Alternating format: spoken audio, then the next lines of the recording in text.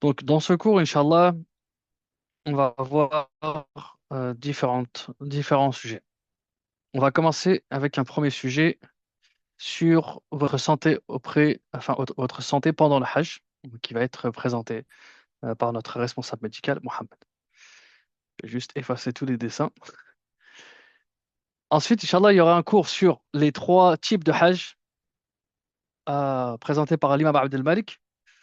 Ensuite, un cours sur l'état de sacralisation présenté par l'imam Suhaib, dans lequel aussi il présentera ensuite les piliers et les obligations de la Umrah. Et enfin, une session de questions-réponses. Sans plus tarder, je vais laisser la parole au frère Mohammed. الحمد لله رب العالمين والصلاة والسلام على أشرف الأنبياء والمرسلين سيدنا وحبيبنا ونبينا وقدوتنا محمد بن عبد الله صلوات ربي وسلامه عليه. أما بعد، إخواني وأخواتي في الله، السلام عليكم ورحمة الله وبركاته. Dans un premier temps, on va reparler de la vaccination comme on en avait parlé, il me semble, il y a à peu près 2 semaines auparavant. Pour ce qui est de la vaccination méningite, euh, on avait évoqué donc le fait de se faire vacciner le plus tôt possible dans un centre de vaccination. C'est son médecin généraliste, infirmier, infirmière, pharmacien. Comment se faire vacciner? Il faut se faire vacciner donc, euh, comme je vous ai dit, le plus tôt possible et en apposant donc le numéro de lot sur le certificat international de vaccination. Et dans la mesure où vous n'avez pas ce certificat international de vaccination, sur le certificat qui vous sera donné par le professionnel de santé. Ce certificat il doit y avoir, pardon, sur ce certificat, donc le numéro de lot du vaccin, le cachet du professionnel ainsi que sa signature. Si vous arrivez à vous procurer, comme je vous ai dit auparavant, le carnet, tant mieux. Sinon, il ne faut pas que ce soit une source de préoccupation pour vous.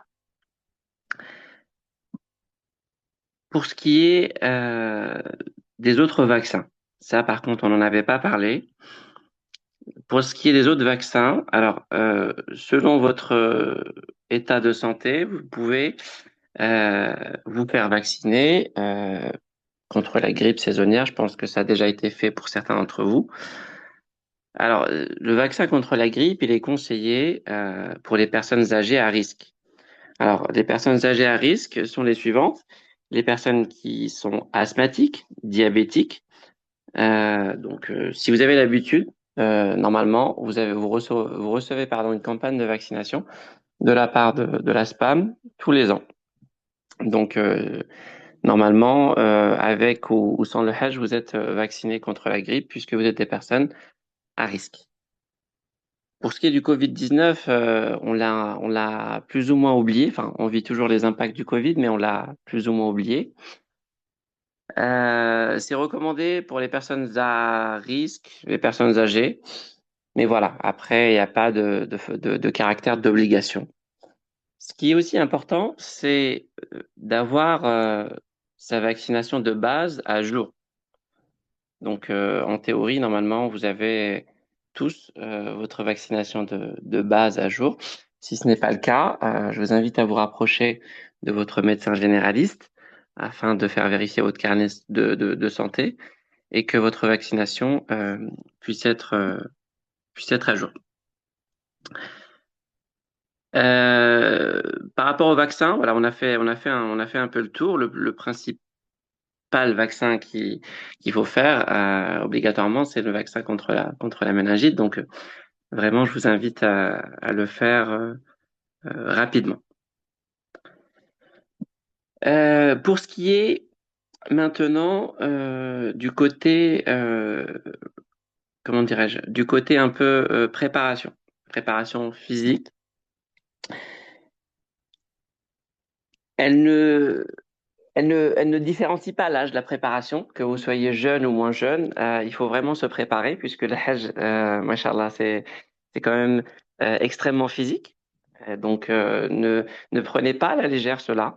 Ne vous dites pas je suis jeune et j'ai l'habitude de faire du sport et tout va bien se passer. Non, ne vraiment pas prendre cela à la légère, vraiment essayer d'avoir une préparation physique, pas super importante, mais essayez dès à présent de vous préparer. Comment? En renforçant votre endurance cardiovasculaire. Alors, quand je dis renforcer son endurance cardiovasculaire, bien évidemment, chacun selon sa capacité. Il y en a qui vont pouvoir renforcer donc cette endurance cardiovasculaire à travers des marches quotidiennes, au moins 30 minutes, à un rythme modéré, et essayer quotidiennement, notamment j'évoque ici les personnes âgées, de marcher quotidiennement, ne serait-ce que 30 minutes autour de chez vous, dans un parc, au sein de votre quartier. Autre chose que vous pouvez faire, ajouter un petit sac. Bon, il n'est pas question de mettre 5-6 kilos, même si par habitude, on sait très bien, et moi le premier, c'est une erreur. On est extrêmement chargé quand on se dirige vers Mina pour les manassiks. Et malheureusement, on essaye de pas trop se charger. Mais là, si vous mettez un sac avec 2-3 kilos dedans, vous pouvez marcher avec ce sac. Ça va vous habituer un peu à avoir un peu cette charge euh, en marchant. Et ça vous préparera pour le pèlerinage, Inch'Allah Ta'ala. Également, pour le côté un peu sportif, on peut faire des exercices de renforcement musculaire. Alors ça, c'est super important. Pourquoi? Parce que on va énormément marcher pendant tout le Hajj pour la bonne cause, walillahi alhamd. Mais il faut absolument que votre renforcement musculaire soit travaillé en amont. Alors comment on va travailler ce renforcement musculaire? Encore une fois, on adapte selon la capacité. Pardon, excusez-moi. On adapte selon la capacité physique excusez-moi. On adapte selon la capacité physique de chacun. Alors, ça peut être des squats, ça peut être des petits exercices au niveau abdominal. Par exemple, vous pouvez faire des petites séries de squats. Vous pouvez, pour certaines personnes, essayer de monter, de descendre dans les escaliers, pas trop de fois pour éviter de déclencher une sensation d'étourdissement, mais le faire pour les personnes, par exemple, âgées, qui sont encore en capacité de le faire 3-4 fois, en plus, en complément de la marche dont j'ai parlé tout à l'heure. Les étirements et la flexibilité, super important aussi. Pourquoi? Puisqu'il va falloir que vous ayez un peu plus de souplesse. Quand je vous dis essayez d'avoir un peu plus de souplesse, c'est notamment au niveau des jambes, pardon. Cela vous évitera en fait d'avoir des courbatures, d'avoir des petites problématiques musculaires. Une chose et un élément important, c'est l'hydratation. Alors, pour l'hydratation, on observe que les personnes, les pèlerins, notamment pendant le Hajj, ne prennent pas ce fait-là en considération, ils le prennent à la légère. Et ça, c'est problématique puisque on n'attend pas d'avoir soif pour boire. Il faut énormément boire et privilégier une alimentation riche en fruits en complément de l'hydratation. Alors, l'hydratation, en général, hein, il faut essayer, même si je sais que c'est difficile, de boire 2 à 3 litres d'eau par jour, répartis sur la journée, hein, pas en une fois, bien évidemment. Préférez des petites gorgées fréquentes à des grandes quantités. Parce que quand vous allez boire des grandes quantités, vous allez vous sentir lourd, gêné. Alors, privilégiez des petites quantités. Vous allez voir qu'il y aura de l'eau à disposition dans les frigos. Donc, n'hésitez pas à boire en petite quantité, mais très souvent. Ayez toujours de l'eau avec vous, c'est super important. Vous pouvez bien évidemment avoir des gourdes ou des bouteilles isothermes pour garder l'eau fraîche avec vous. Mais comme je vous ai dit, la consommation de certains fruits comme par exemple la pastèque, le melon, les concombres, C'est aussi une certaine complémentarité. Évitez les aliments trop salés et, euh, et épicés qui vont, eux, augmenter la soif. Vous allez voir, vous allez avoir une batterie de boissons très sucrées, des jus d'orange et des boissons gazeuses à votre disposition. Alors, si vous n'avez pas l'habitude de boire des boissons gazeuses, pardon, et très sucrées, c'est pas le moment de tenter et de voir ce que ça va donner. Non, si vous n'avez pas l'habitude, alors dans ces cas-là, vous ne buvez pas les boissons que vous n'avez pas l'habitude de boire. Il y a une problématique, c'est que par exemple nos mamans et nos papas, les personnes âgées qui ont des fois des problèmes de diabète, d'hypertension et d'autres pathologies annexes, alors, quand ils arrivent là-bas, ils se mettent à boire les boissons, à manger plein de sucreries, des gâteaux, etc. Donc, ils se retrouvent très, très, très, très fatigués. Et les médicaments, l'insuline, par exemple pour le diabète, metformine, etc., ça fait plus effet puisque là, il y a eu trop de sucreries qui ont été englouties. Donc, surtout pour les enfants de parents qui sont atteints de ces pathologies, bah, veillez quand même à bien leur inculquer que, voilà, essayez un peu de s'abstenir et d'avoir en fait, de garder le régime alimentaire qu'ils ont chez eux habituellement et de ne pas le modifier. Ça, c'est super, super, super important. Si vous n'avez pas l'habitude de manger certaines choses, c'est vraiment pas le moment d'essayer de nouveaux aliments, de nouvelles boissons. Vraiment, sur ce point-là, c'est super important de ne pas tester les nouvelles choses. Alors, pendant le Hajj, il va faire chaud et il y a certaines pathologies qui n'aiment pas la chaleur. Donc, pour contrer cela, on a évoqué l'hydratation. Donc qui va jouer vraiment un clé et qui est un élément essentiel, encore plus pour les personnes qui sont atteintes de certaines pathologies. La chaleur favorise un peu la dilatation des vaisseaux sanguins. Donc, il faudra faire attention pour les personnes, par exemple, qui ont des problématiques d'œdème, de rétention d'eau, euh, qui ont qui ont déjà eu, par exemple, des phlébites, des choses comme ça, des problèmes au niveau de de la circulation sanguine. Soyez très vigilants si vous avez comme prescription des bas de contention. Alors, dans ces cas-là, ayez vos bas de contention. Vraiment, ne changez pas vos habitudes médicamenteuses et même alimentaires. Un point aussi essentiel, c'est une consultation en amont. C'est votre médecin généraliste ou bien spécialiste. Je sais qu'il est très difficile d'obtenir des rendez-vous chez le spécialiste rapidement. Mais ce que je vous invite à faire, c'est de vous rapprocher de votre médecin généraliste au moins et de faire le point avec lui. Alors, quand je vous dis faire le point, que vous soyez malade avec certaines pathologies ou pas, c'est toujours bien de voir son médecin généraliste en amont, de lui dire, écoutez, je vais me rendre au pèlerinage et j'aimerais donc prendre certains conseils, certains médicaments. Donc, on évoquera les médicaments que vous pouvez avoir avec vous.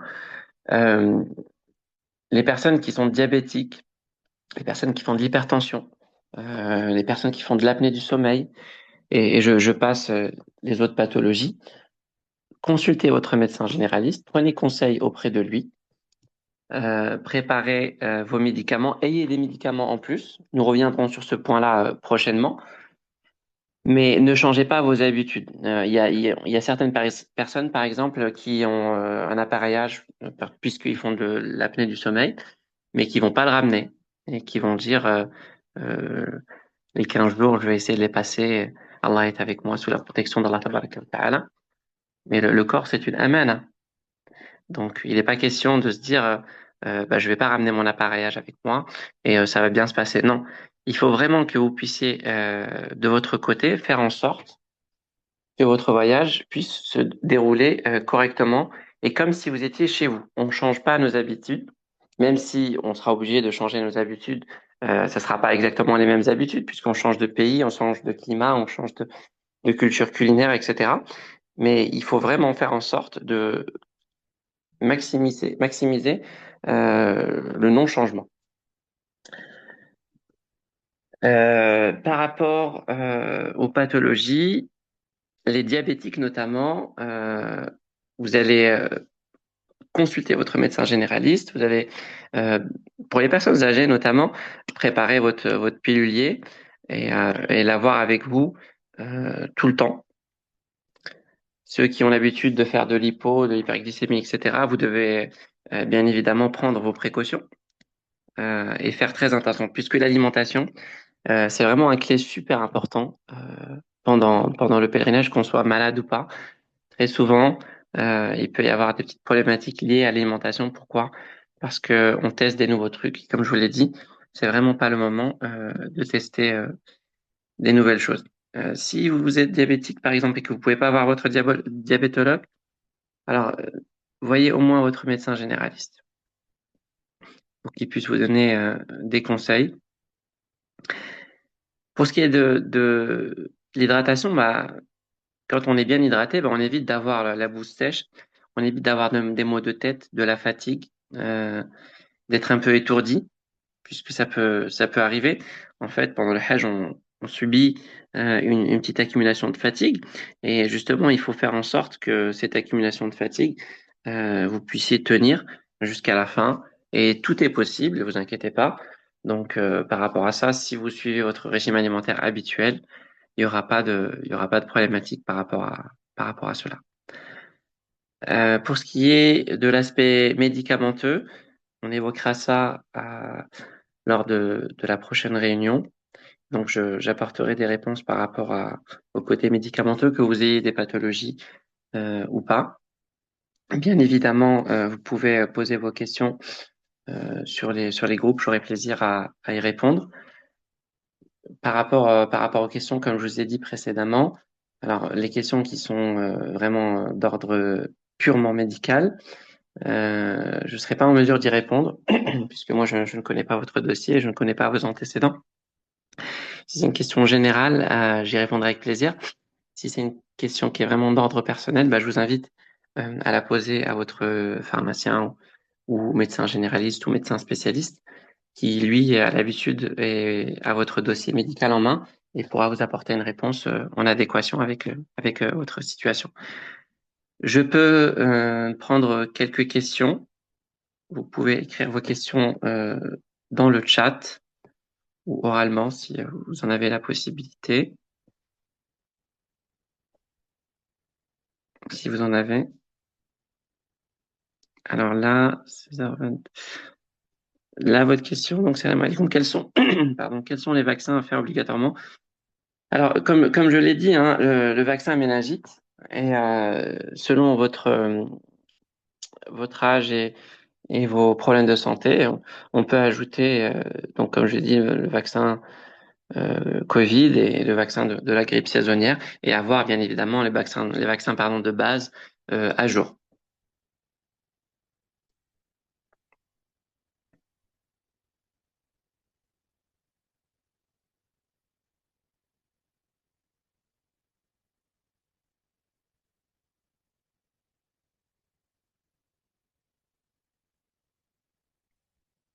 Salam alaikum. Alors, est-ce que le gel anti-inflammatoire diclofénac est autorisé pendant les rites? Alors, le diclofénac, normalement, je ne sais pas s'il y a, il y a pas de parfum, de choses comme ça. Après, quand c'est à but médical, quand vous serez euh, là-bas sur place, si vous avez l'habitude de faire, par exemple, des massages pardon, avec le diclofénac, il y aura pas de souci à éviter s'il y a du parfum. Je ne sais pas ce que contient le diclofénac exactement. Donc ça, je pourrais vous répondre plus tard. J'essaie de regarder un peu la composition du diclofénac et je vous répondrai si vous souhaitez. Je mettrai un message sur le groupe.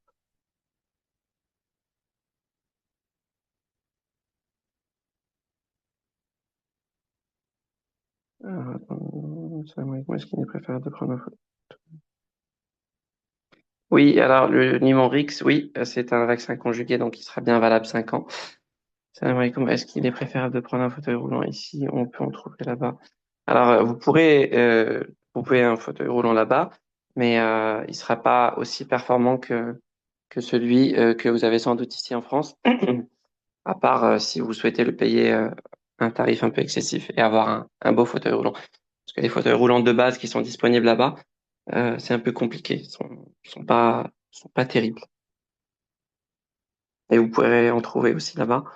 Mais le mieux, c'est de ramener celui que vous avez qui est confortable. Alors, la question, oui, oui, vous allez avoir la liste des médicaments et on en parlera la semaine prochaine, Inch'Allah.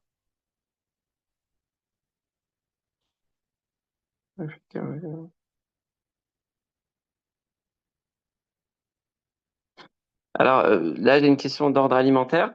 Alors, sur place, vous verrez que très souvent, les plats qui sont disponibles peuvent être avec une alimentation adéquate, avec les diabétiques et certaines pathologies, puisque très souvent, ce sont des féculents, après certains plats en sauce, mais c'est pas très, très, très sucré. Il y a certaines choses qui sont épicées, d'autres non, mais c'est pas excessif en termes d'épices et pas très salé.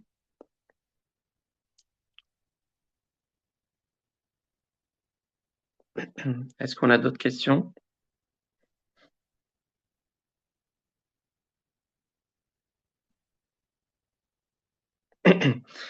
Alors, la clim, on est finalement tous un peu sensibles à la clim. Alors, quand vous serez dans les chambres, bien évidemment, si vous êtes avec des personnes de votre famille que vous connaissez, l'arrangement est plus facile. Si vous êtes avec des personnes que vous ne connaissez pas, favorisez d'allumer la clim quand vous n'êtes pas là et de l'éteindre ou alors de l'utiliser avec modération quand vous entrez dans les chambres. Après, quand vous serez dans les tentes, en général, la clim, elle n'est pas très très forte, mais euh, ça dépend. Mais comment dirais-je, dans les tentes, il faudra bien évidemment s'armer de patience, puisque vous serez pas seul.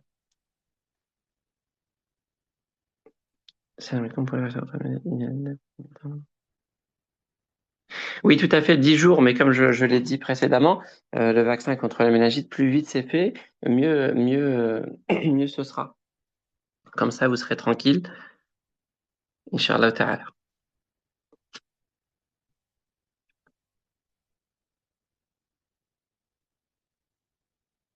Est-ce qu'on a d'autres questions?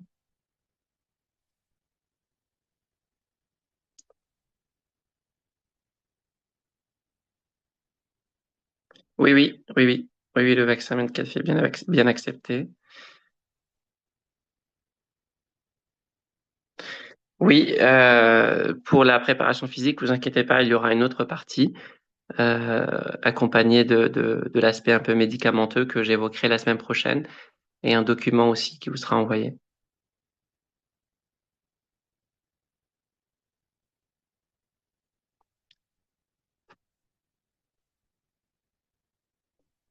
D'autres interrogations?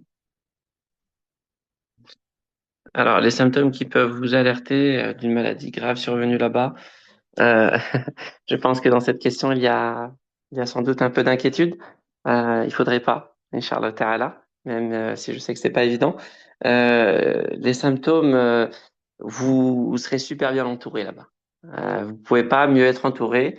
Euh, Quand vous serez là-bas, vous serez super bien entouré. Il y a des cliniques, des dispensaires, il y en a pas mal. Il y a également aussi certains médecins aussi dans les groupes. Donc, il n'y aura pas d'inquiétude par rapport à cela. Vous vous inquiétez pas. Les symptômes et les maladies qui sont courantes, ce sont vraiment des maux de gorge, la grippe et les problématiques liées à votre santé si vous êtes diabétique et que vous ne faites pas attention, par exemple. Généralement.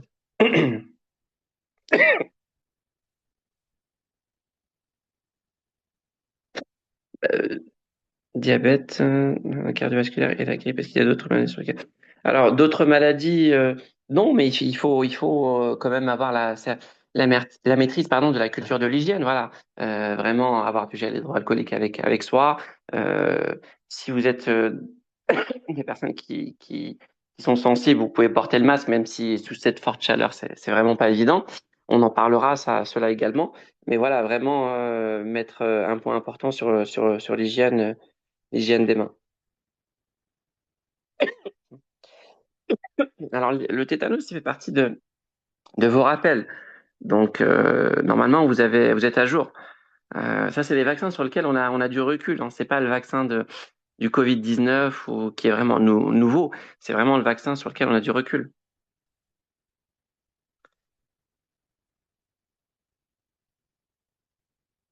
Alors oui, vous avez fait votre vaccin en 2022, donc le vaccin il est bien valable jusqu'en 2027. Si c'est un vaccin conjugué, alors c'était quoi comme vaccin? N'hésitez pas à poser des questions même sur le groupe, hein. J'y répondrai avec plaisir. Alors on va prendre peut-être une dernière question et puis je vais laisser la parole à mes collègues pour pas trop empiéter sur leur temps d'intervention.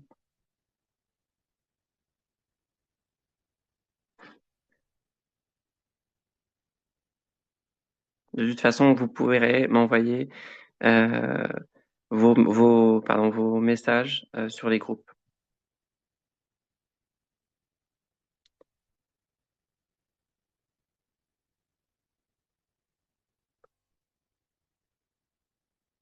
Alors, ça dépend. Alors, si vous avez peur de cela, normalement, et que vous êtes vraiment très... Ah, d'accord, contre l'insolation, j'avais pas. Euh, il faudra se protéger des crèmes solaires, également les chapeaux, les casquettes quand c'est autorisé de les porter, les parapluies aussi, pour éviter de subir une insolation. L'insolation, vraiment, faut y aller pour la subir. C'est vraiment que vous faites pas attention et que vous vous exposez au soleil énormément. Oui, pour la méningite. Ok, très bien. Très bien. Le carnet jaune, soit dans les centres de vaccination ou bien chez votre pharmacien, ou j'ai vu aussi que c'était possible de l'acheter sur Amazon.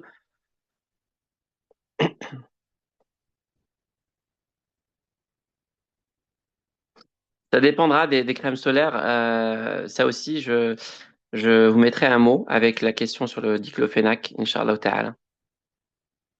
Je vous conseillerais certainement. Voilà, je vais laisser la parole à mes frères, Inch'Allah. Subhana rabbika rabbil izzati amma yasifun wa salamun ala al-mursalin walhamdulillahi rabbil alamin. Barakallahu fik, Mohamed, pour Wa ces fiik, shukran. explications. Avec plaisir. Donc, pour rappel aussi, Mohamed, alhamdoulilah, a préparé un guide de santé qu'on partagera, qui vous permettra d'avoir toutes les informations retracées sur votre préparation au niveau de la santé. On va, Inch'Allah, passer au sujet suivant. Et donc, ça va être l'imam Abdel Malik qui va le présenter, Inch'Allah, sur les trois types de Hajj. السلام عليكم ورحمة الله وبركاته. بسم الله وعليكم الرحمن السلام. الرحيم. الحمد لله الذي جعل كلمة التوحيد لعباده حرزا وحصنا، وجعل البيت العتيق مثابة للناس وأمنا، وأكرمه بالنسبة إلى نفسه تشريفا وتحصينا ومنا، وجعل زيارته والطواف به حجابا بين العبد وبين العذاب. والصلاة والسلام على محمد نبي الرحمة وسيد الأمة، وعلى آله وصحبه قادة الحق وسادة الخلق، وسلم تسليما كثيرا.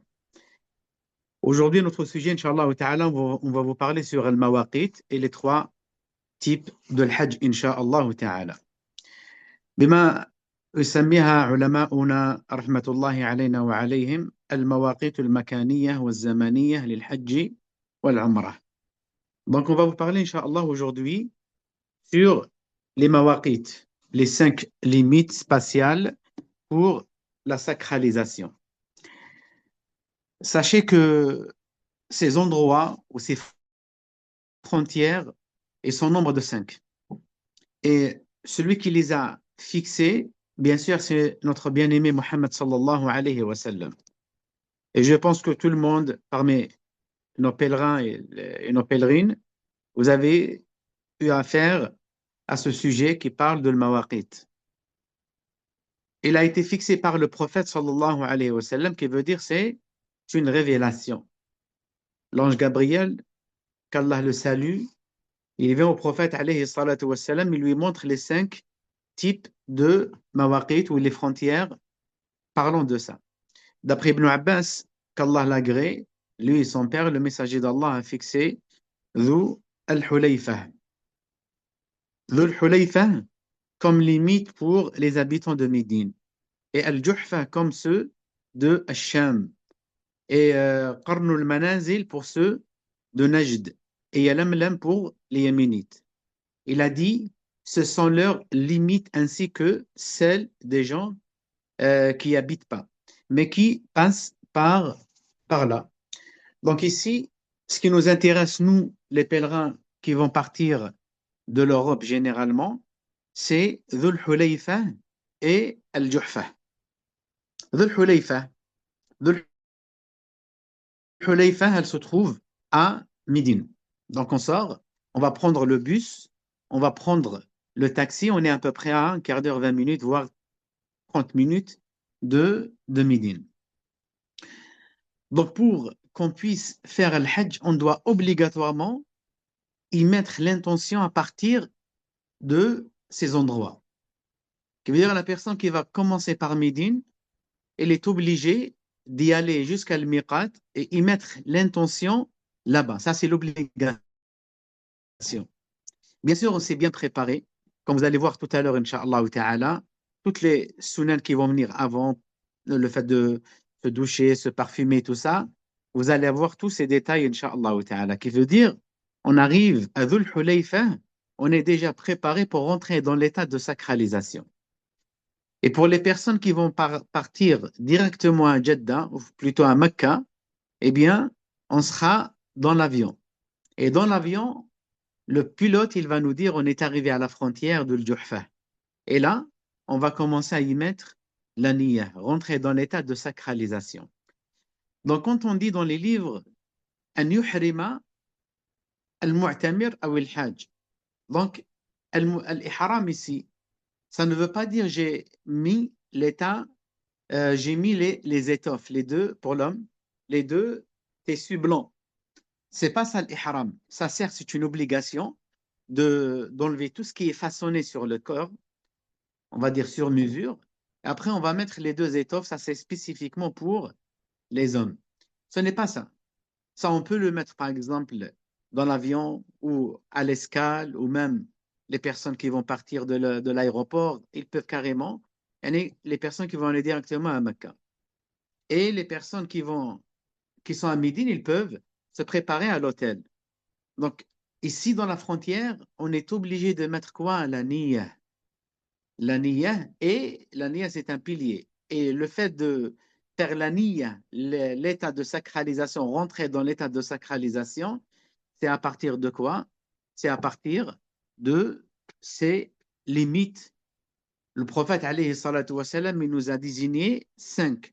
Dhul Hulayfa, Al-Juhfa, Qarnul Manazil, Yalamlam et Dhatu Irq. Et Dhul Hulayfa, actuellement, on l'appelle Abar Ali. Abar Ali. Al-Juhfa, on l'appelle Rabir. Et Qarnul Manazil, on l'appelle Sayl al-Kabir. Et aussi Yalamlam, on l'appelle Al-Sa'diya. Et Dhatu Irqin, on l'appelle maintenant Al-Dariba. Donc voilà le but de l'Hajj. Le Hajj, quand on va faire la Umrah, on va y aller pour faire le Hajj, eh bien, on est obligé de passer par quoi? On est obligé de passer par les 5 mawaqit al-makaniyah. Et aussi, ce qu'on appelle pour le Hajj al-zamaniyah. Ce qui nous intéresse ici, le prophète sallallahu alayhi wa sallam nous a aussi établi, nous a dit, Allah Azza wa Jalla en premier lieu, le prophète alayhi salatu wa sallam, faqal, al-hajju ashhurun ma'lumat, les repères temporels. Le pèlerinage a lieu dans des mois connus. Donc, une personne qui veut faire le Hajj, par exemple, on est là maintenant dans le mois de Shawwal. Et le mois de Shawwal, c'est un mois de Al-Hajj. هذه هي الأشهر التي كلمنا أو ذكرها لنا ربنا في القرآن الكريم. Donc, c'est ça, les mois de l'Hajj. Shawwal, Dhul Qa'da, Dhul Hijjah. Pourquoi on devrait absolument connaître qu'est-ce que ça veut dire les repères temporels? Et on rentre, par exemple, une personne qui se trouve actuellement, maintenant, il va y aller pour faire la Umrah, et donc il fait la niya pour faire le Hajj. Il a le droit, parce qu'on est rentré dans les mois de l'Hajj, à partir de Shawwal.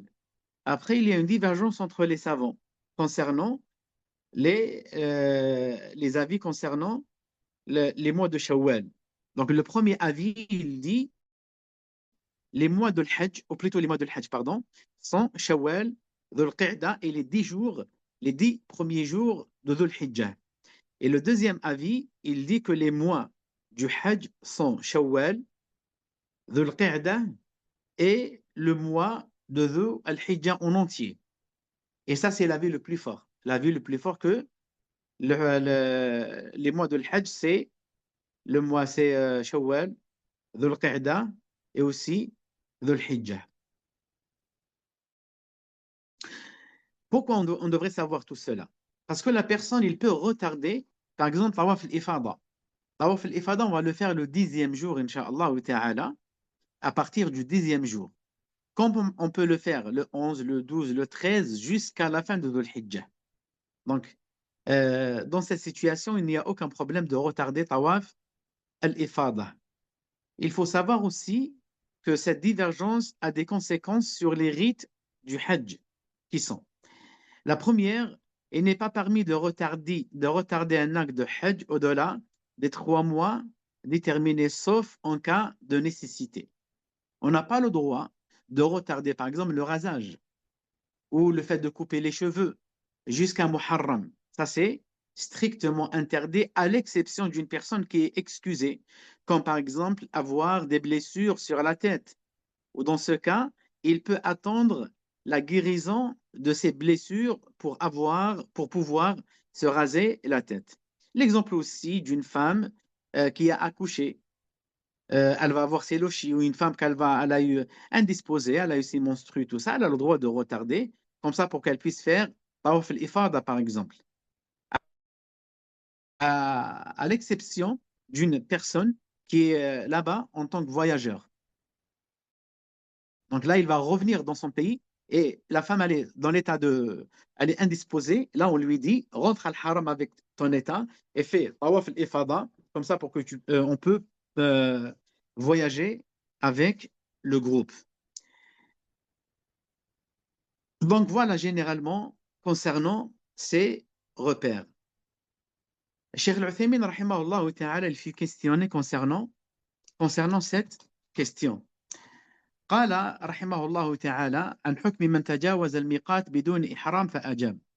Donc maintenant la question, une personne qui va, quel est le jugement d'une personne qui va dépasser le miqat sans être entrée en état de sacralisation? Donc ici il y a un jugement. Donc on est en train de parler bien sûr sur la personne qui a l'intention de faire l'umrah ou le hajj. Il n'a pas le droit de dépasser le miqat. Comme il n'a pas le droit d'y mettre l'intention avant, par exemple à l'hôtel, il doit partir à le miqat, soit sur place quand il va partir en bus, soit dans le TGV. Maintenant, il y a le TGV, et dans le TGV, on a le droit, il n'y a aucun problème de y mettre l'intention à partir du TGV, et généralement, le conducteur, il va rappeler à tout le monde qu'on est arrivé à le miqat. Là, on commence à faire التلبية لبيك اللهم عمرة أو لبيك اللهم حجة comme on va voir Inch'Allah ta'ala. Donc il fit questionner Cheikh Al-Uthaymin rahimahullah ta'ala concernant cette question. Il lui a dit soit il a l'intention de faire le hajj ou la umrah et devra donc retourner au miqat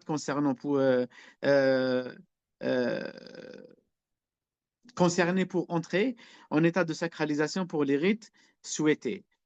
En l'occurrence, le hajj ou la umrah, s'il ne fait pas, il aura donc délaissé une obligation de l'un des deux rites et devra, selon les gens de science, le compenser avec quoi?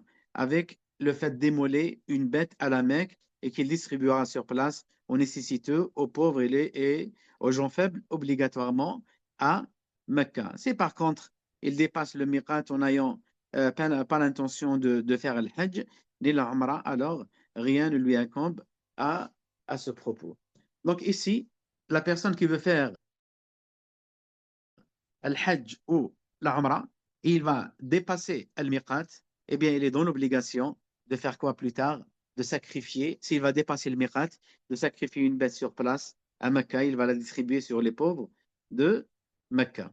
D'accord? Donc, il faut faire très attention à cela. Inch'Allah ta'ala, mais ne vous inquiétez pas, vous serez accompagné et tout le temps, il y a des rappels, les guides qui sont avec vous, ils vont vous rappeler, ils vont vous dire, voilà, on est arrivé à al-miqat, faites ça, et ainsi de suite. Voilà, généralement, en résumé concernant la question de al-mawaqit. Et après, on va vous parler sur le hajj. Le deuxième sujet, concernant le hajj, il y a 3 types de hajj. C'est ce qu'on appelle al-tamattu', al-ifrad wa al-qiran. Al-tamattu' wa al-ifrad wa al-qiran. Qu'est-ce que ça veut dire tout cela? Donc, il y a 3 formes. Il y a 3 formes de hajj. Soit on rentre avec la niya qu'on fait le hajj muqrin, ou niya mufrid, l'intention mufrid, ou l'intention, on va le faire en, euh, en tamattu'.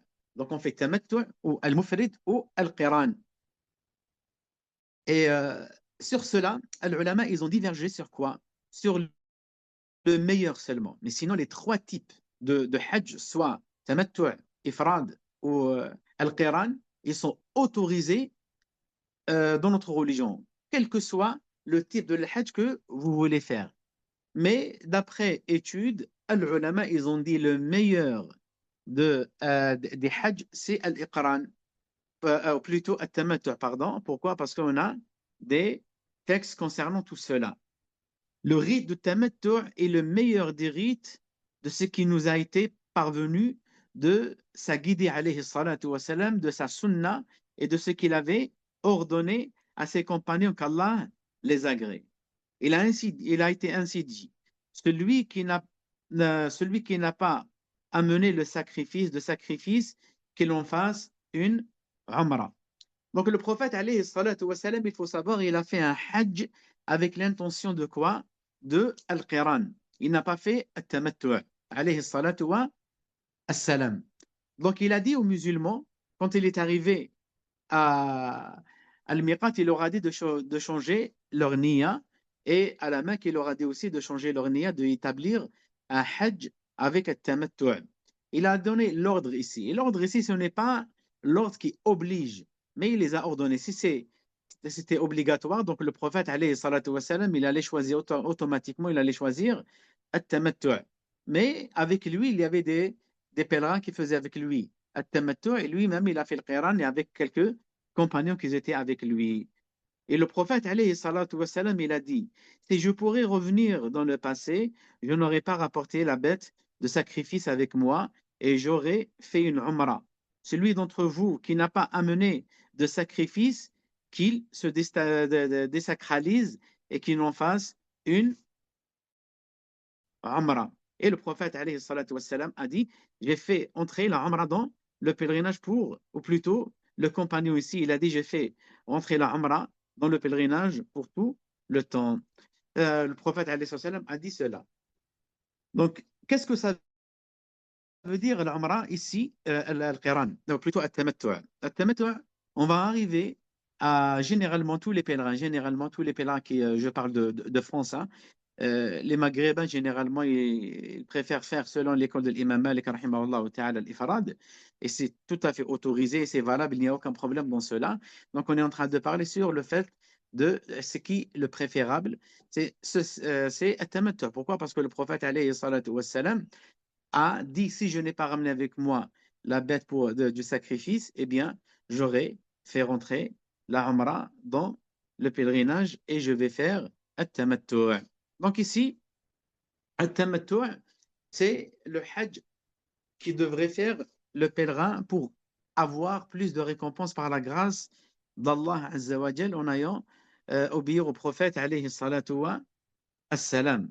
Alayhi salatu wa as-salam. Et Ibn Qudama, rahimahullah ta'ala, il a dit, et les gens de science sont unanimes quant à l'autorisation d'entrer en état de sacralisation en choisissant n'importe lequel de ces 3 rites. Ces 3 rites. Donc, on a comme je vous ai dit, At-Tamattu', Al-Ifrad et Al-Qiran. On est arrivé à l'endroit où on va faire la niya, établir la niya. Ici, on va dire Labbaik Allahumma Umrah pour At-Tamattu'. Donc, qu'est-ce que ça veut dire? J'arrive, je fais la Umrah, j'arrive à Mecca, je fais la Umrah, je termine la Umrah, je sors de l'état de sacralisation et après, j'attends le 8e de Dhul Hijjah et là, je vais faire la niya de faire quoi?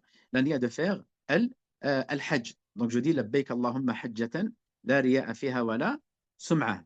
Donc, voilà, généralement, en résumé, qu'est-ce que ça veut dire Hajj at-Tamattu'. Par contre, la personne qui va faire les autres rites, il doit suivre certains avis et certains recommandements du prophète sallallahu alayhi wa sallam. Donc, pour revenir à Tamattu', c'est le fait d'entrer en état de sacralisation pour la Umrah durant les mois du Hajj, puis en sortir, puis se remettre en seconde fois en état de sacralisation afin d'effectuer le Hajj et c'est le même et c'est la même année. Al-Ifrad, c'est le fait de rentrer, c'est le fait de rentrer en état de sacralisation en imitant l'intention de faire uniquement un Hajj. Ainsi, il a été dit, Labbaika, après il dit, Labbaik Allahumma Hajjan, Labbaik Allahumma Hajjan, puis il effectue les rites de son Hajj jusqu'à son achèvement. Il n'aura à faire qu'un seul tawaf et c'est le tawaf de Al-Ifada, il y a un seul sa'i entre Safa et Al-Marwa.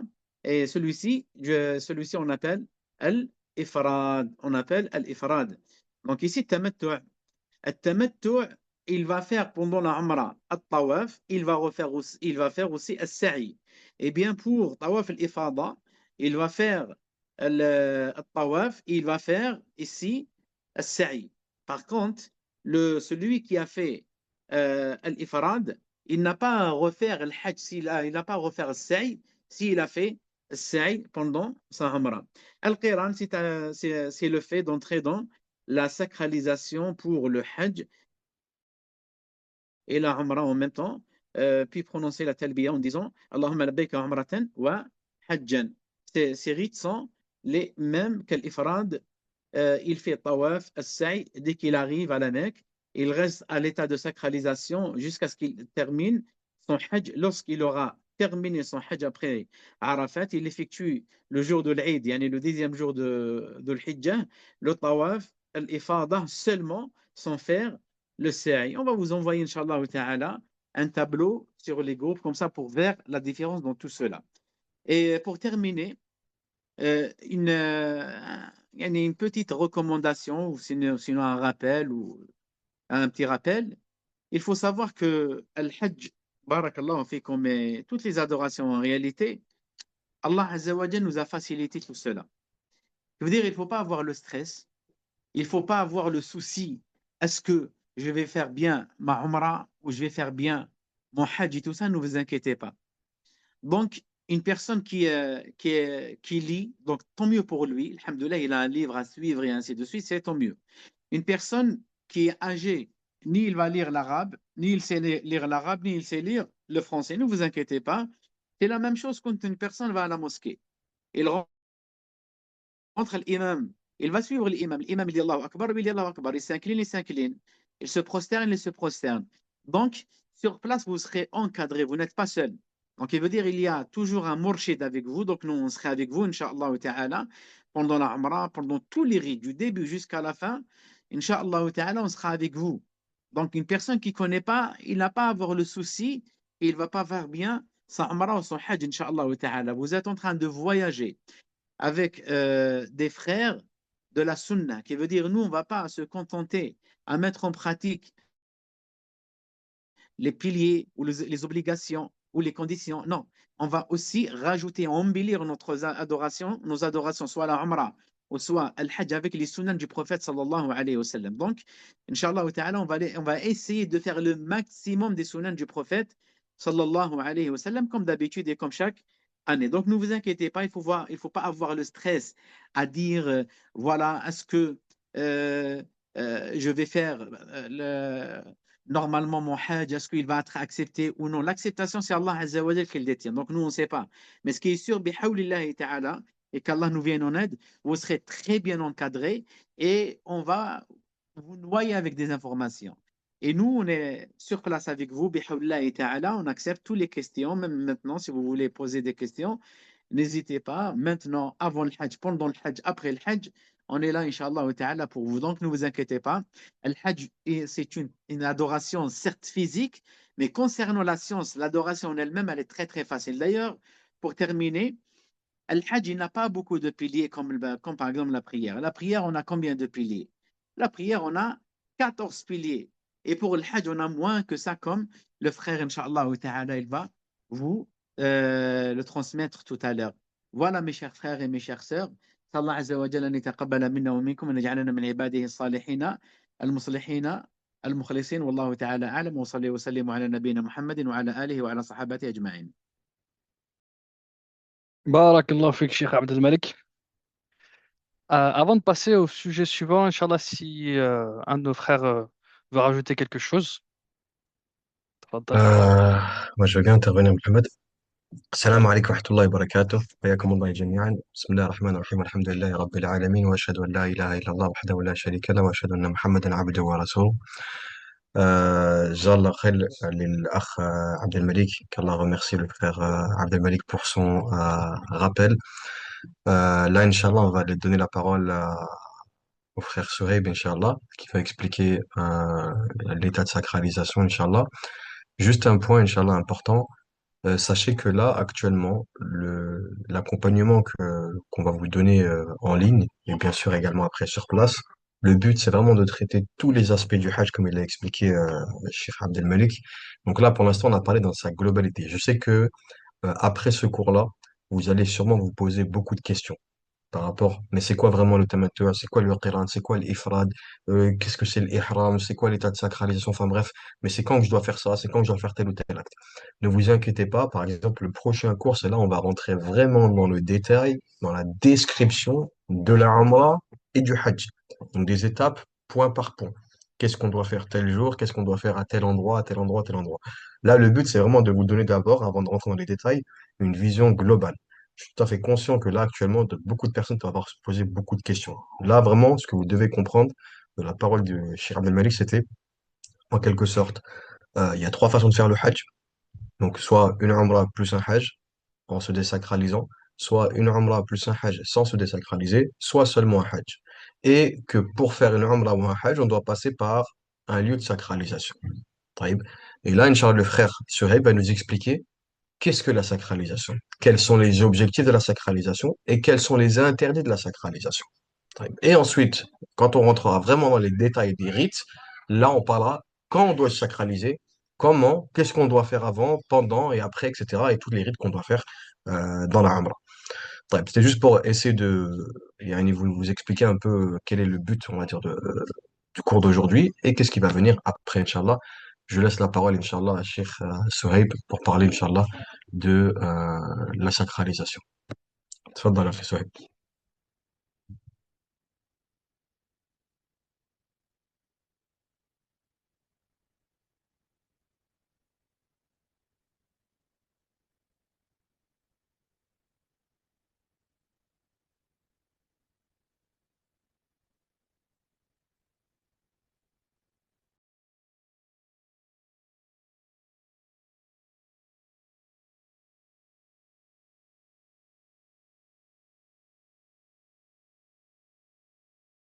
السلام عليكم ورحمة الله وبركاته. الحمد لله حمدا كثيرا، شكر له تواليا وتترى. رب اشرح لي صدري ويسر لي أمري واحلل عقدة من لساني يفقه قولي، هذا الجلال والإكرام. نقول مستعينين بالله بعد شكره جل وعلا وشكر الإخوة على ما قدموا وتفضلوا به، وصولا إلى ما يتعلق بالإحرام إن شاء الله تعالى. Après avoir entendu les explications concernant إن شاء الله تعالى المواقيت، les stations de sacralisation الزمانية والمكانية، فنبدأ ونشرع إن شاء الله تعالى في أول المحطات، ألا وهي الإحرام. لما نسمع أنه l'état de sacralisation، ما معناها؟ c'est quoi la définition et c'est qui sont بطبيعة الحال les objectifs de الإحرام؟ فالإحرام من حيث اللغة من مصدر أحرم الرجل يحرم إحراما، وهي نية الدخول في التحريم، لأن المحرم يحرم على نفسه بعض الأشياء التي كانت مباحة قبل النكاح كالطيب مثلا، قبل الإحرام كالنكاح والطيب ولبس يعني أنواع من اللباس. L'état de sacralisation, mes frères et sœurs, il y a deux significations. يعني dans la langue, dans la jurisprudence, quand on parle de fiqh, on parle بطبيعة الحال لغة linguistique ثم jurisprudence. L'état de sacralisation, يعني pour faire, Inch'Allah ta'ala court, c'est pas le fait de juste s'habiller, de mettre les habits de l'ihram. Là, إنما l'état de sacralisation, c'est comme يعني le muhrim, au moment où il va mettre l'intention pour commencer, c'est-à-dire il y avait avant qu'il commence, il y avait des choses qui étaient licites pour lui, c'était autorisé. Une fois il met l'intention, il dit labbayk Allahumma bi umra, ou bien labbayk Allahumma bi hajja, ou bien labbayk Allahumma bi umra mutamatti'an biha ila al-hajj, les deux, là ça devient interdit. Il interdit pour lui-même certaines choses qui étaient autorisées avant. Comme pour mieux comprendre, Cheikh Ibn Uthaymin rahmatullah alayhi, quand on lui a posé la question, en disant, est-ce que quand on prononce, en disant labbayk Allahumma bi hajj, labbayk Allahumma bi umra, est-ce qu'on prononce l'intention niya à voix haute? Il a dit non. Il a dit même pour al-hajj et pour l'umra, toujours, an-niya mahalluha al-qalb, c'est dans le cœur. Lakin quand on dit labbayk Allahumma bi umra ou labbayk Allahumma bi hajj, ou pour les deux, là, il a donné l'exemple comme takbirat al-ihram dans la prière, comme takbir de sacralisation, pendant dans la prière. فلذلك العلماء ذكروا أنه القصد ليس فقط الإنسان quand il sort de chez lui pour y aller faire الحج, ça compte pas comme intention. ماشي هذه هي النية. النية c'est au moment où il arrive à la station de sacralisation, il met l'intention en disant labbayk Allahumma bi umra ou labbayk Allahumma bi hajja ou labbayk Allahumma bi umra mutamatti'an biha ila al-hajj. هذا هو المقصود. بطبيعة الحال quand on dit que l'ihram, l'état de sacralisation, Allah subhanahu wa jalla fa'ula ja'alaha كتهيئة. C'est comme une préparation. L'insan, comme on a dit pour la prière, avant de commencer la prière, je sors de chez moi, je vais aller à la mosquée, mais ça compte pas tant que j'ai pas mis la takbir de sacralisation, tant que j'ai pas fait takbir de sacralisation. La même chose là pour al-hajj, tant que j'ai pas dit labbayk Allahumma bi umra, je suis pas en état de sacralisation. À partir de là, des choses, comme pour la prière, avant j'avais le droit de parler, de manger, de boire, ou pendant la prière, ça devient interdit pour moi. La même chose là pour le hajj, des choses, ils étaient autorisés pour moi, j'avais le droit de faire ces choses-là, qabla al-ihram, avant, mais à partir de, et une fois je commence mon état de sacralisation, ça devient illicite pour moi. Et bien sûr, l'objectif de tout ça, mes frères et sœurs, هذا الأمر الإحرام المقصد منه والغاية والمغزى ليس فقط ارتداء لباس الإحرام، وإنما هذا فيه تجرد وعبودية لله سبحانه وجل في علاه، فيه توحيد لله سبحانه وجل في علاه. نتذكر قول الله عز وجل وما خلقت الجن والإنس إلا ليعبدون. Là on comprend la réalité une fois je mets les habits de l'ihram, comme quoi je suis un serviteur d'Allah subhanahu wa ta'ala, je suis son esclave, je dois l'adorer subhanahu wa ta'ala seul. كذلك ça prouve l'istislam لله سبحانه وجل في علاه. هذه العبادة ينبغي أن تؤدى بروحانية، مش أن تكون عبادة جوفاء خالية من هذه المعاني.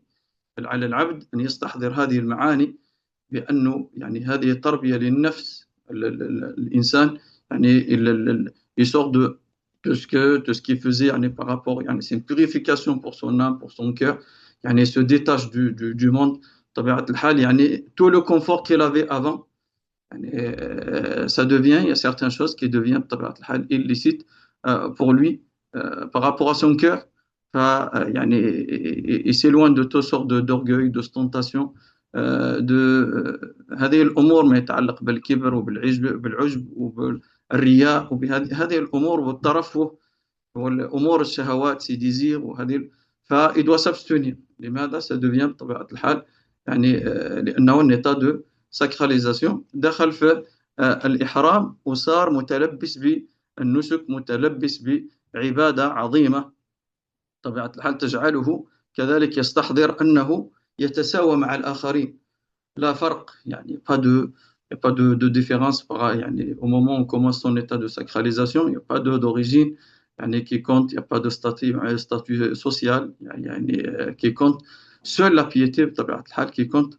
فلذلك يعني الإنسان au moment بارك الله فيكم on commence son état de sacralisation on doit bien prendre en compte comme quoi on est en plein adoration وهذه عبادة عظيمة يعني c'est une préparation. Je commence mon état de sacralisation, je commence cette adoration, je montre à Allah subhanahu wa ta'ala comme quoi je suis là pour répondre à son appel, obéir à Allah subhanahu wa ta'ala. C'est pour ça si on veut citer vraiment يعني les objectifs أو يعني المغزى أو المقاصد المقام سيطول يعني ça demande beaucoup يعني de temps يعني pour détailler. لكن دائما يعني الإنسان يستحضر في كل عبادة كيفما كانت المغزى منها وليس المقصد فقط أن يتلبس بهذه العبادة فقط.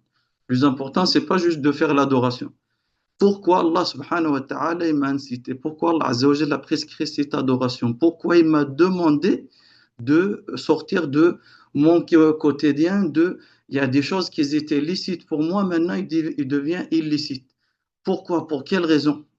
هذا هو يعني que ce soit par rapport à l'ihram ou que ce soit par rapport à autre, mais vu que on parle de l'état de sacralisation de l'ihram, on est dans l'obligation لابد أن نستحضر هذه المعاني أيها الأحبة في الله.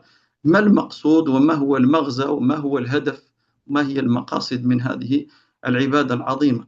كذلك يعني لما نقول أحرم كما نقول أقحط أربع أصيف، يعني إذا دخل في فصل الصيف أو في فصل الربيع أو كان في زمن قحط يقال أقحط. كذلك لما يدخل الحرم نقول أحرم. كذلك إذا دخل في الأشهر الحرم نقول يعني أحرم من حيث اللغة بطبيعة الحال. فهنا الإحرام يعني دخول في النسك، نية الدخول في التحريم من حيث اللغة، ومن حيث الشرع نية الدخول في النسك اللي هو يعني إحدى أمرين، إما العمرة أو يعني الحج أو أن يعني هما معا بطبيعة الحال. ثم il y a une chose aussi très importante, deuxième point par rapport à l'état de sacralisation, c'est que يعني quand on va commencer son état de sacralisation dans ces lieux dans ces stations de sacralisation, dès qu'on arrive à Mecca, il faut pas oublier comme quoi je suis sur une terre sacrée. فلا بد أن نقدر هذا المكان حق قدره.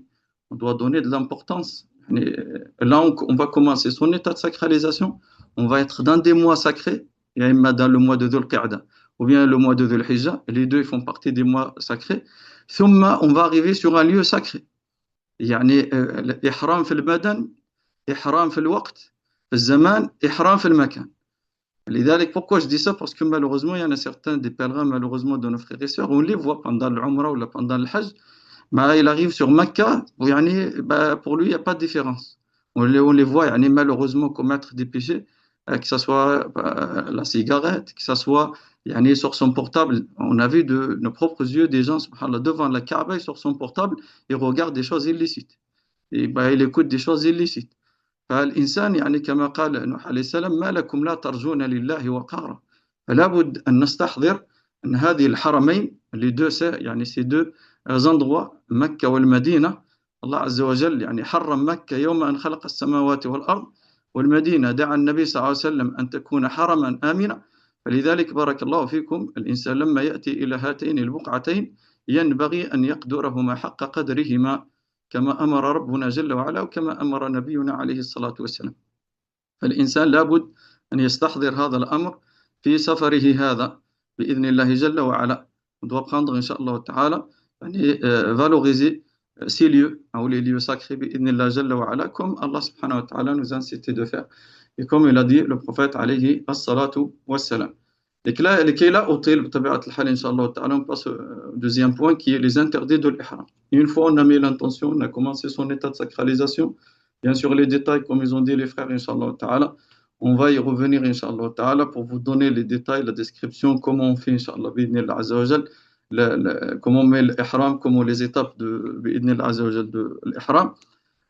Il faut savoir qu'une fois je mets l'intention, je commence mon état de sacralisation. بمجرد ما أن أدخل في النسك وأعقد النية وأدخل في النسك بطبيعة الحال بعد إن شاء الله تعالى كما سيأتي التفصيل ما يتعلق بلا فورمule de الاشتراط. تصير بعض الأمور محظورة علي. Il y a des choses qui deviennent يعني interdites pour moi. C'est pour ça qu'on dit les interdits de l'ihram. أو ما يتعلق ب يعني محظورات الإحرام. Bien sûr, on a eu sorte de المحظورات هذه المحظورات الثمانية. فpour faire facile, Inch'Allah Ta'ala, j'ai séparé, j'ai mis يعني ce qui est spécifique à l'homme. فيه محظورات خاصة بالرجال، محظورات خاصة بالنساء، وفيه محظورات مشتركة خاصة بالرجال وبالنساء على حد سواء. نبدأ بما يتعلق بالمحظورات المتعلقة بالرجال. يعني les interdits concernant l'homme.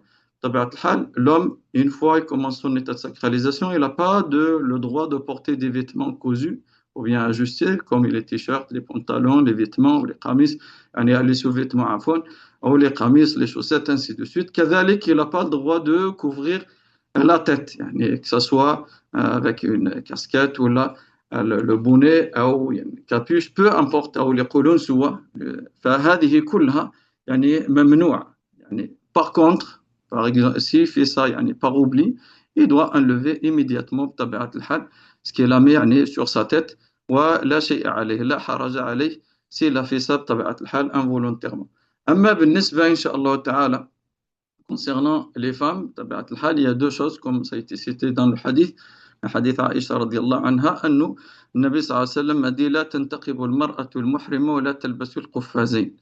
La femme qui est en état de sacralisation ne doit pas porter de niqab, il ne doit pas mettre les gants.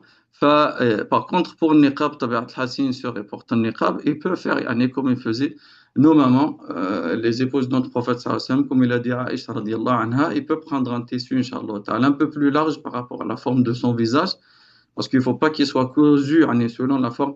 Par rapport à la forme de son visage, il ne faut pas qu'il soit attaché derrière. Par rapport à un niqab. C'est pour ça qu'il peut mettre, Inch'Allah, un tissu qui est plus large, Inch'Allah, plus long. Thumma, il peut mettre des épingles derrière, Inch'Allah ta'ala, et ça ne craint pas, comme ça a été rapporté, كما كانت تصنع أمنا عائشة رضي الله عنها لما كانت تقترب من الرجال الأجانب بإذن الله جل وعلا. فهذا متعلق يعني المحظورين المتعلقين بالنساء. أما المحظورات المشتركة يعني ce qui est Inch'Allah بإذن الله عز وجل ça concerne les hommes et les femmes على حد سواء. Les interdits qui concernent les hommes et les femmes بطبيعة الحال une fois ils sont en état de sacralisation que ce soit l'homme que ce soit la femme ils ont pas le droit de couper ou bien d'arracher les cheveux. كذلك ils n'ont pas le droit de couper les ongles. Ils n'ont pas le droit de mettre du parfum que ce soit pour l'homme que ce soit pour la femme. Bien sûr, pour l'homme, il peut mettre sur le corps avant qu'il commence son état de sacralisation, comme ça a été rapporté dans le hadith dans Sahih Muslim, comme l'a dit Aïcha radiyallahu anha. J'ai passé le musc à Nabi alayhi salatu wassalam et c'est parfumé avant qu'il commence son état de sacralisation. Bien sûr, avant de mettre les habits de al-ihram, surtout pour sa tête alayhi salatu wassalam. ثم كذلك يعني il y a pas de c'est interdit, ça devient interdit de mettre. Juste un petit détail concernant le savon. Certains savons, bien sûr, il y a une divergence. Certains savons, ils ont vu que la personne, si elle utilise le savon pour se laver, il ne le fait pas avec l'intention de se parfumer, ils ont autorisé. Mais d'autres savants, ils ont dit non. ولكن خروجا من الخلاف الأحوط, comme ils disent les ulama, c'est d'éviter, surtout les savons qui sont بطبيعة الحال parfumés. On peut regarder, Inch'Allah, sur les compositions pour voir.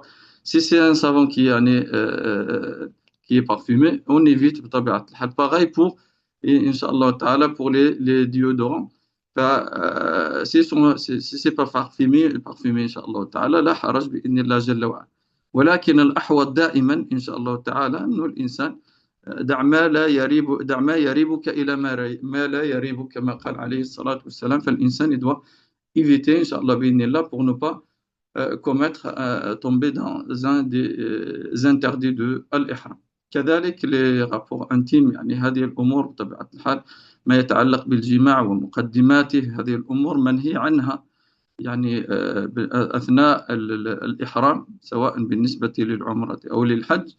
يعني ça reste بطبيعة الحال ça annule الإنسان يعني ça annule la umrah إذا كان يعني وقع وجامع أهله، فبطبيعة الحال هذا الأمر يلغي يعني يلغي العمرة، وعليه بطبيعة الحال أن يقضيها مع فدية بطبيعة الحال.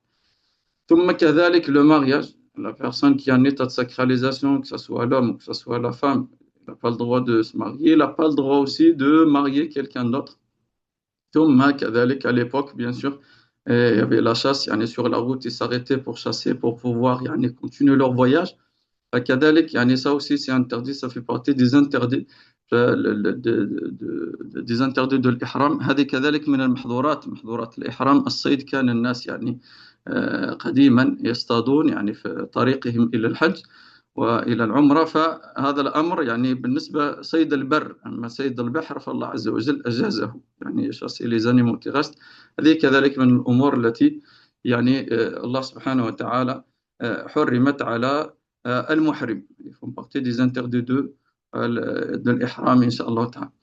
Bien sûr, Inch'Allah, là, j'ai essayé de citer ça, Inch'Allah, globalement, mais on aura بطبيعة الحال le temps de détailler tout ça, Inch'Allah, بإذن الله جل وعلا، حسب يعني ما سيأتي إن شاء الله. هذه الأمور ستأتي إن شاء الله تباعا ويأتي التفصيل. Concernant les piliers, Inch'Allah, les obligations et les sunnahs, je vais Inch'Allah laisser ça pour la semaine prochaine Inch'Allah بإذن الله عز وجل. ما يتعلق بالأركان وما يتعلق بالواجبات والسنن نؤجل هذا الموضوع إن شاء الله تعالى للأسبوع المقبل، إن كان في العمر بقية وإن كان في الحياة حياة. إلى ذلكم الحين نستودعكم الله الذي لا تضيع ودائعه. سبحانك اللهم وبحمدك، نشهد أن لا إله إلا أنت، نستغفرك ونتوب إليك. وصلى الله وسلم وبارك على نبينا محمد وعلى آله وصحبه أجمعين، وآخر دعوانا أن الحمد لله رب العالمين، وبارك الله فيكم أجمعين. Cheikh Souhaib, pour ces explications. Donc, comme l'a dit le frère Adi, Inch'Allah, on rentrera plus dans le détail sur ces différents sujets, et notamment sur les trois types de Hajj durant le prochain cours. Mais en attendant, sur la partie sacralisation, n'hésitez pas à poser vos questions, Inch'Allah, en fin de cours, ou bien contacter directement les imams si vous avez besoin de plus d'informations. Euh, on a également quelques informations à vous partager avant de clôturer cette session, notamment sur Al-Hadi. Donc, pour rappel, la semaine dernière, on a partagé un formulaire dans lequel on vous donne une option afin de réserver votre Al-Hadi. Donc, pour rappel, on a un formulaire que vous pouvez remplir. Vous pouvez également préciser si vous voulez un sacrifice pour l'Aïd. Donc, on vous repartagera, Inch'Allah, le lien pour ceux qui sont intéressés. Autre point, rappel pour le séminaire, donc on va y revenir juste après. Et je l'ai dit aussi juste avant, si vous avez des questions religieuses, Inch'Allah, n'hésitez pas à contacter nos imams, mais si vous avez également des questions sur la santé, vous pouvez contacter le frère Mohamed directement sur WhatsApp. Un petit point concernant le séminaire, un rappel. Donc, le séminaire d'Al Bayt Guest se déroulera à Paris, exactement dans la ville de Metz, et pas Metz, M-A-I-2-S-E, et pas Metz. Donc, c'est une ville qui est dans la région parisienne, dans le 91. Donc, le lieu, c'est la salle de réception Étoile de Metz. Ouais, vous avez l'adresse affichée sur l'écran. Donc, ce sera le 2 mai, Inch'Allah, le samedi 2 mai 2026. Et donc, on a eu beaucoup de questions sur comment Inch'Allah, se rendre sur les lieux, car c'est sur Paris et on peut comprendre que vous venez de différents horizons et c'est pas forcément évident. Donc, on est en train de réfléchir, Inch'Allah, à une option pour le covoiturage. Et je vais laisser la parole au frère Hassan, Inch'Allah, pour vous en dire plus. Salam alaikum wa rahmatullahi wa barakatuh. Oui, Mohamed. Donc, ce qu'on va faire, Inch'Allah, on va créer des groupes sur WhatsApp. Inch'Allah, enfin, ça sera plus un sondage. On va faire deux départs, départ de Lyon et départ de Genève, Inch'Allah, et où les personnes pourront se positionner sur ces départs-là. Et puis après, entre vous, vous pourrez essayer de voir, vous arranger de comment on pourra créer un covoiturage pour faciliter un peu à tout le monde, Inch'Allah, parce qu'on sait que c'est pas facile de se rendre directement là-bas sur Paris. Et puis, si on arrive à trouver cette solution-là, Inch'Allah, bah, alhamdulillah. Barakallahu fik. Donc voilà, n'hésitez pas à contacter directement dans le groupe à ce sujet-là. Et on pourra vous partager plus d'informations et on pourra vous faire ajouter, Inch'Allah, dans le groupe lié au covoiturage. Et pour finir, comme habituellement, une session de questions-réponses. Donc, on va, Inch'Allah, répondre en priorité à ceux qui ont levé la main. Et ensuite, on pourra essayer d'adresser aussi quelques questions qui ont été posées dans le chat.